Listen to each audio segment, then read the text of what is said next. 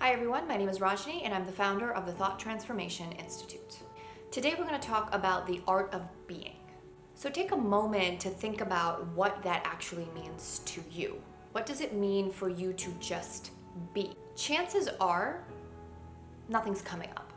Chances are something is coming up that's probably related to you either being on a beach somewhere and just listening to the waves. Perhaps it's about you sitting and practicing meditation. Could be anything. It's very important to have and to take out the time to just be for a moment, which means you're not actively engaging in an action or actively engaging in a thought.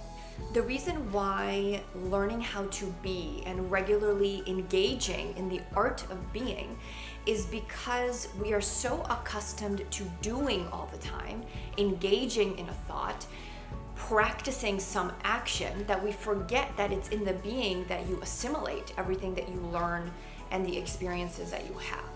Being is good for your nervous system.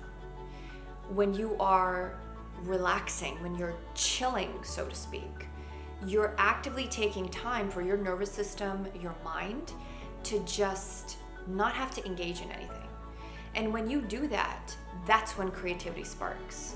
That's when you find solutions to problems.